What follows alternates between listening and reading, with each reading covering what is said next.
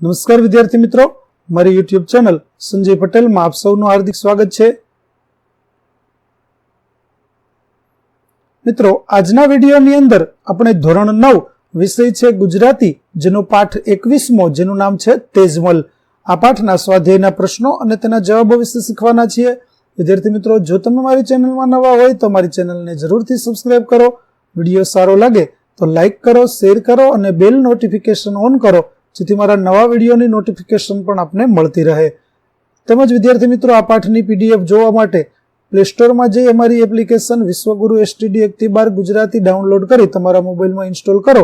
જે શરૂ કરશો તો આપને એવું જોવા મળશે, જેમાં બધા ધોરણોની અંદર આપને વિષય બતાવશે, ધોરણ બતાવશે, ધોરણ પસંદ કરશો એટલે વિષય બતાવશે, વિષય પસંદ કરશો એટલે પાઠ બતાવશે. જેમાં વિડીયો ઉપર ક્લિક કરશો તો તમને વિડીયો જોવા મળશે અને અન્ય PDF ઉપર ક્લિક કરશો તો આપને PDF જોવા મળશે.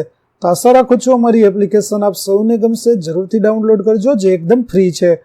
તો ચાલો મિત્રો, હવે શરૂ કરીએ પાઠ 21 તેજમલ. પ્રશ્ન 1, સાચો વિકલ્પ પસંદ કરી ખરાની નિશાની કરો. જેમાં કોરા કાગળનો અર્થ, તો જવાબ આવશે બી, યુદ્ધની ધમકી ભર્યો પત્ર. બીજું, દાદા શા માટે રડતા હતા? તો જવાબ આવશે એ, દુશ્મનોના લશ્કરનો સામનો કરનાર પુત્રો નથી તેથી. ત્રીજું, દળકટક વળાવી ઘરે પધારેલા તેજમલને, જવાબ આવશે ડી, દાદા અને કાકાએ મોતીડાથી વધાવ્યા. ચોથું, નીચેનામાંથી કયું વિધાન તેજમલને લાગુ પડતું નથી? તો જવાબ આવશે સી, તેજમલ સૌ સાથીડાની પાછળ રહ્યા. 2-3 વાક્યમાં ઉત્તર લખો. જેમાં પહેલો પ્રશ્ન છે, દાંત રંગાવ્યા બાબતે તેજમલ કયો ખુલાસો આપે છે?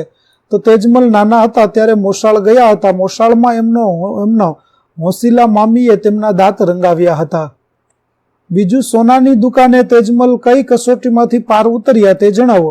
તેજમલ પોતાના સાથીઓ સાથે સોનાની દુકાને ગયા. ત્યાં પુરુષ અને સ્ત્રીની પરખ કરવાની હતી. સામાન્ય રીતે પુરુષો બેરખાની કિંમત પૂછતા હોય છે અને સ્ત્રીઓ ઝૂમણાની કિંમત પૂછતી હોય છે.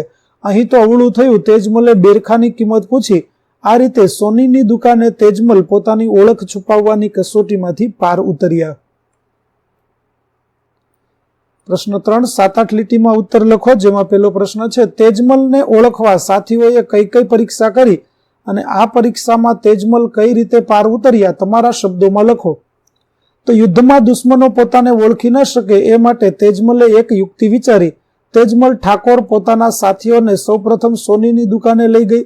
તે જાણતી હતી કે ત્યાં સ્ત્રી અને પુરુષ બંનેની કસોટી થઈ જશે, કેમ કે પુરુષ બેરખામાં મોહાશે અને સ્ત્રી એના ઝૂમણામાં મોહાશે. પરંતુ અહીં તો પુરુષો સ્ત્રીના ઝૂમણામાં મોહાયા, પણ તેજમલે તો બેરખા પસંદ કર્યા. એ પછી તેજમલ સાથીઓને વાણિયાની દુકાને લઈ ગઈ. ત્યાં પણ તેને થયું કે પુરુષ પાઘડીના મૂલ પૂછશે અને સ્ત્રી ચૂંદડીના મૂલ પૂછશે, પણ તેમ થયું નહીં. સાથી પુરુષોએ ચૂંદડીની કિંમત પૂછી અને તેજમલે મોળીડું પસંદ કર્યું. આ રીતે તેજમલ પરીક્ષામાં પાર ઉતર્યા. ત્યાર પછી પ્રશ્ન 2, સ્ત્રી સહજ કઈ કઈ લાક્ષણિકતાઓ કાવ્યમાં વર્ણવાય છે? એ લાક્ષણિકતાને છુપાવવા તેજમલની સી યુક્તિઓ છે, વિગતે જણાવો. તો તેજમલ લોકગીતમાં સ્ત્રી સહજ લાક્ષણિકતાઓ વર્ણવાય છે. સ્ત્રીઓ મોટા ભાગે માથે વાળવાનો અંબોડો વાળે છે, કાનમાં આકોટા પહેરતી હોય છે અને હાથ અને પગ પર છૂંદણા છૂંદાવતી હોય છે, દાંત રંગાવતી હોય છે અને નાક વિંધાવતી હોય છે. તેજમલમાં પણ આ જ સ્ત્રી સહજ લાક્ષણિકતાઓ હતી. જ્યારે તેજમલે યુદ્ધમાં લડવાની અને એ રીતે પિતાને મદદ કરવાની વાત કરી, ત્યારે પિતાની મૂંઝવણ એ હતી કે તેજમલ ઓળખાઈ જશે. તેજમલ એમ કંઈ હારે તેવી ન હતી. તેણે માથાના આંબોડામાં મોળિયું નાખી દીધું. કાનમાં પહેરેલા આકોટા ઢંકાઈ જાય એ માટે કાનની ફરતે બુકાની બાંધી દીધી.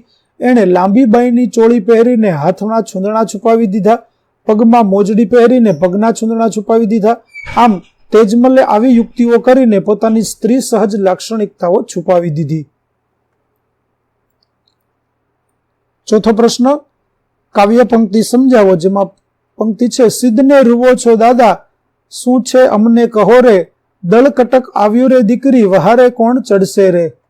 દીકરી તેજમલ ઠાકોર દાદાને રડતા જોઈને પૂછે છે કે દાદા શા માટે રડો છો? શું કારણ છે અમને કહો. ત્યારે દાદાએ દીકરી તેજમલને કહ્યું, આપણા રાજ્ય પર દુશ્મનોના સૈન્યએ આક્રમણ કર્યું છે, મારી મદદે કોણ આવશે?